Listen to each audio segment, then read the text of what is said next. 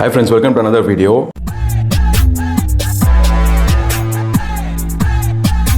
தாவக கட்சி தலைவர் நம்ம தளபதி விஜய் அவர்கள் இன்னைக்கு பரந்தூரில் போராட்டம் நடத்தினார். இப்போ ரீசெண்டாக பரந்தூரில் சென்னைஸ் கிரீன்ஃபீல்டு ஏர்போர்ட் அப்படின்னு சொல்லிட்டு ஒன்று பில்ட் பண்ண போகிறதா சொல்லியிருந்தாங்க. அதுக்கான ப்ரொபோசல்ஸ் வேறு வந்திருந்தது. அதில் பார்த்தீங்கன்னா ஏர்லி 2025 அந்த கன்ஸ்ட்ரக்ஷன் ஒர்க் ஸ்டார்ட் ஆகிற மாதிரி சொல்லியிருந்தாங்க. ஆல்மோஸ்ட் பார்த்தீங்கன்னா 4784 ஏக்கர் இடம் தேவைப்பட்டிருக்கு அந்த ஏர்போர்ட்டை பில்ட் பண்ணுறதுக்கு. ஸோ அங்கே இருக்கிற மக்கள் எல்லாரையுமே ரீஅலோகேட் பண்ணிவிட்டு அந்த இடத்த கவர்மெண்ட் டேக் ஓவர் பண்ணிவிட்டு அங்கே ஏர்போர்ட்டை பில்ட் பண்ணுறதா இருந்தது. ஸோ அவங்களோட வாழ்வாதாரம், அவங்க பிறந்த அந்த ஊரை காலி செய்து வேறு இடத்துக்கு போக வேண்டிய சுச்சுவேஷனுக்கு அவங்க தள்ளப்பட்டாங்க. ஸோ அதை எதிர்த்து தாவேகா கட்சி தலைவர் திரு விஜய் அவர்கள் இன்னைக்கு போராட்டம் நடத்தினார். அதை இங்கே உங்கள் முன்னாடி ரொம்ப ஸ்ட்ராங்காக வலியுறுத்துறேன். இந்த பிரச்சனையில் நான் உங்களோட உறுதியாக நிற்பேன். இன்னொரு முக்கியமான விஷயம், நம்மளை ஆண்டுகிட்டு இருக்கிற ஒன்றிய அரசுக்கும் மாநில அரசுக்கும் நான் சொல்லணும்னு நினைக்கிறேன். நான் இங்க வளர்ச்சிக்கு எதிரானவெல்லாம் கிடையாது. ஏர்போர்ட்டே வரக்கூடாதுன்னு நான் சொல்லல, இந்த இடத்துல வரக்கூடாதுன்னு தான் சொல்றேன். இதை நான் சொல்லலன்னு வைங்களேன், இவன் வளர்ச்சிக்கு எதிரானவன் அப்படி இப்படின்னு சொல்லி ஒரு கதையை கட்டி ஆரம்பிச்சிருவாங்க. ஸோ இந்த ப்ராஜெக்டோட ஓவரால் காஸ்ட் எவ்வளோன்னு பார்த்தீங்கன்னா அரௌண்ட் 20,000 crores கவர்மெண்ட் இந்த ஒரு ப்ராஜெக்டில் செயல்படுத்த போகிறாங்க. இது சென்னையில் 2வது ஏர்போர்ட்டாக கருதப்படும்.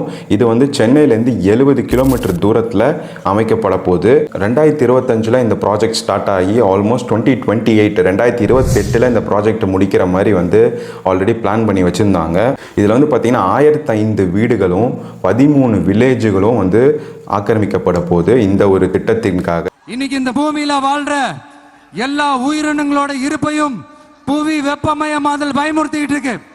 அதனுடைய ரிசல்ட் தான் ஒவ்வொரு வருஷமும் இந்த மழை காலத்துல வெள்ளத்துல சென்னை சிட்டி எப்படி தத்தளிச்சுக்கிட்டு இருக்கிறது நம்ம பார்க்கிறோம். மெட்ரோ ரயில் எக்ஸ்டென்ஷன் பரந்தூர் வரைக்குமே விரிவாக்கம் செய்யப்படும் அப்படிங்கிற மாதிரியும் திட்டங்கள் வரப்போகுது. ஸோ பரந்தூர் அப்படிங்கிற ஒரு இடம் காஞ்சிபுரம் டிஸ்ட்ரிக்டில் இருக்குது.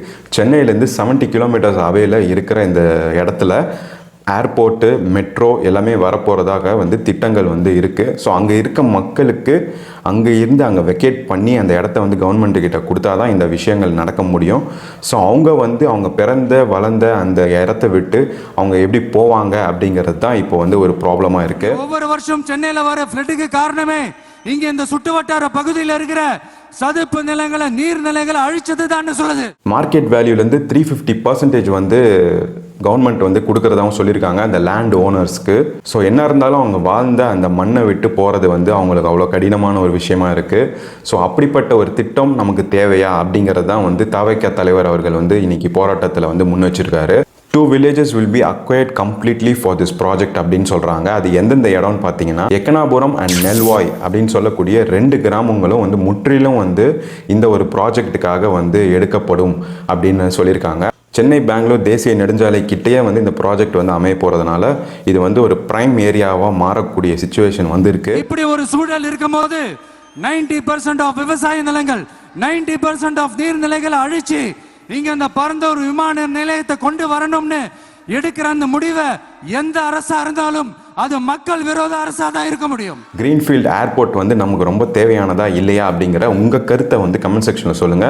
And for more such videos, subscribe to Pulse Up. I'll see you guys in the next video. Bye.